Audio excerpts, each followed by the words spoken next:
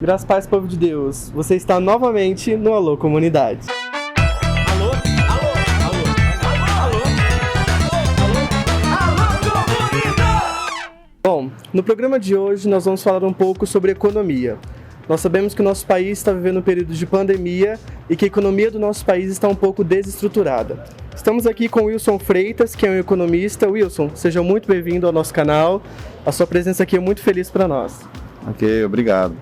Então, o que nós reparamos da nossa economia na atualidade é uma série de dificuldades, principalmente por conta da pandemia, né?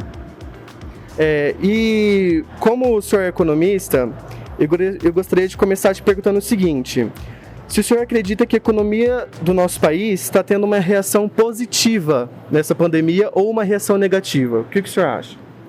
Bom, diante de tudo que nós já enfrentamos da pandemia e caminhando agora já para o final do ano, nós tivemos aí uma percepção aí dos especialistas que há uma expectativa de redução do nosso PIB, né? Comparado aos outros anos aí, a expectativa é de 5% de redução.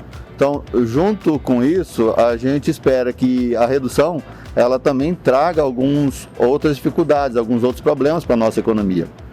Então, nós tivemos aí um período em que o governo contribuiu com os empréstimos para os estados, nós tivemos um período em que nós tivemos o auxílio emergencial. Então, todo esse andamento, toda essa colaboração aí, ela de certa forma sustentou a nossa economia, né? Dentre outras situações que o governo adotou, como o ajuste aí da taxa de juros, para colaborar, né? Então, isso foi algo que permitiu que a nossa economia pudesse caminhar um pouco mais e se sustentasse. Eu gostaria de perguntar também para o senhor em relação aos produtos do supermercado, né? Que a partir dessa pandemia a economia ficou um pouco desestruturada e nem as pessoas não conseguem comprar tudo aquilo que elas gostariam, né? Eu gostaria de perguntar para o senhor em relação à inflação dos itens de supermercado. Isso existe? O que provocou? E o que a gente poderia fazer em relação a essa questão de preço dos produtos? Tá. Então, nós percebemos sim que o IPCA, que é o índice que mede o preço dos itens de consumo, né, o Índice Nacional de Preço ao Consumidor Amplo, ele apresentou uma variação. Então, a nossa ida ao supermercado, ela se tornou um pouco mais cara nos últimos dias, né? A gente tem percebido. Um dos principais vilões aí tem sido o arroz, né? Viu até motivo de piadinha nas redes sociais aí. Mas a gente percebe também que outros itens que não necessariamente alimentos, que compõem também o IPCA, fez com que ele se mantivesse estável. Então o IPCA, ele de certa forma, manteve estável nesse período, porém os alimentos foram os que mais puxaram. O arroz, para ter uma ideia, do acumulado do início do ano até a presente data, ele trouxe cerca de 19% de aumento. Então, 19% de aumento, isso aí se deve principalmente ao aumento das exportações, que comparado ao ano anterior, com 270 mil toneladas, esse ano 490 mil toneladas, ou seja, a escassez do produto fez com que o preço do arroz elevasse. Então essa escassez trouxe essa dificuldade. O que a gente orienta nesse sentido? É que se procure em outros produtos, em outros itens principalmente, um produto similar, com preço mais barato, ou também a questão concorrência. Se naquele estabelecimento está um pouco mais caro, procurar um outro estabelecimento. A própria lei da oferta e da procura acaba ajustando um pouco a questão dos preços. E o arroz em si, né, a gente traz aí também a sugestão de que procure trazer para a mesa algum outro item aí que colabore na mesa, como um pouco mais o incremento da batata, do macarrão, né, da farinha de trigo, alguns itens que pode estar colaborando nessa redução. Bom, aproveitando aquilo que o senhor acabou de falar, eu vou linkar com a nossa terceira pergunta, na verdade, né? O senhor acha que na economia doméstica, por exemplo, o que nós, que somos cidadãos, a nossa família pode fazer para colaborar, né, na economia doméstica, para conseguir tentar economizar em algumas coisas? O que o senhor acha que podemos fazer?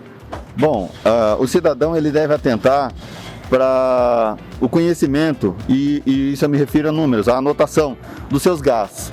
muitas pessoas não têm isso como uma prática, então conhecer os números é essencial, do cafezinho até a prestação da casa própria que a pessoa faz ali, isso tem que estar anotado, tem que ser controlado. Então, esse controle de números, ele contribui, ele colabora muito com o orçamento doméstico.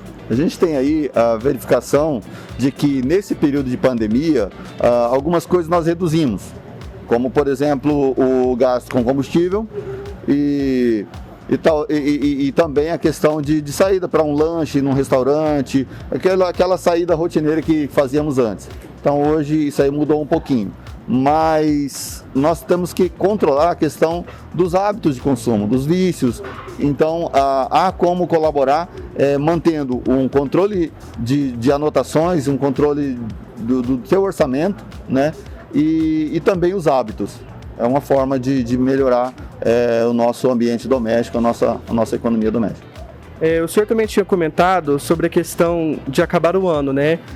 Daqui 2 meses o nosso ano acaba. E eu gostaria de perguntar para o senhor se o senhor acha que até lá, que é um curto período de tempo, a nossa economia pode melhorar, né? Porque nós sabemos que a nossa economia ela está meio balançada, por conta que o senhor até comentou do preço do arroz, enfim, né?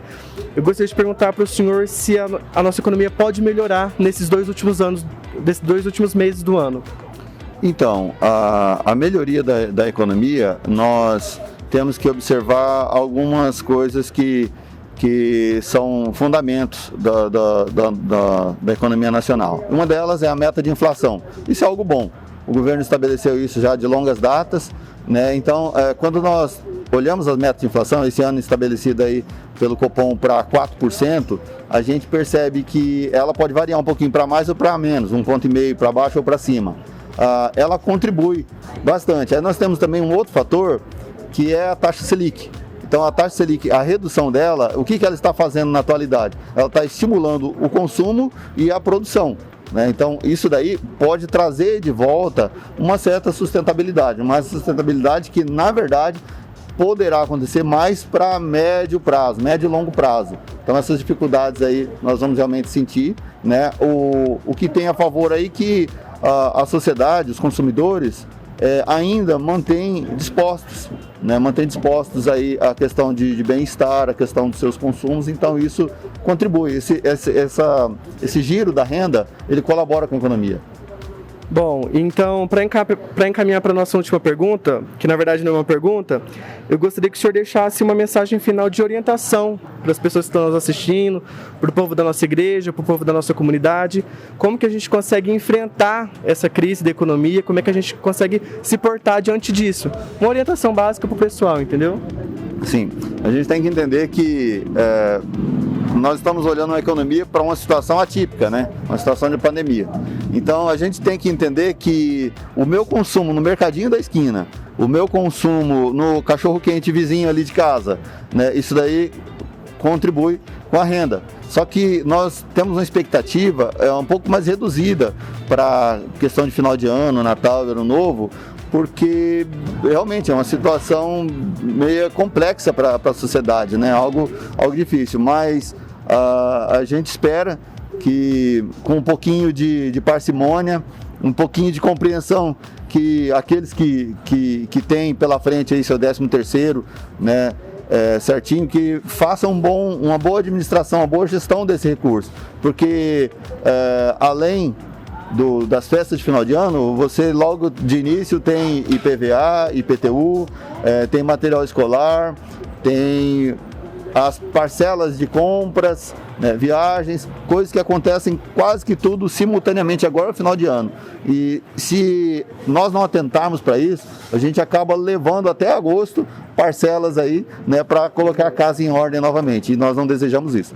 Então o que nós orientamos também, se você tem algum crédito com a taxa de juros alta, vamos pegar aí a questão do cartão de crédito ou cheque especial, procurar fugir dessa situação, né? Procurar o cartão de crédito, por exemplo, procurar assumir outra parcela somente quando quitar uma outra, e a questão do cheque especial, procurar um empréstimo que possa ser uma taxa de juros menor e substituir, né, por aqueles juros altos que se paga do cheque especial. Então, a orientação que a gente pode passar e que contribui com o nosso orçamento doméstico, a nossa economia doméstica.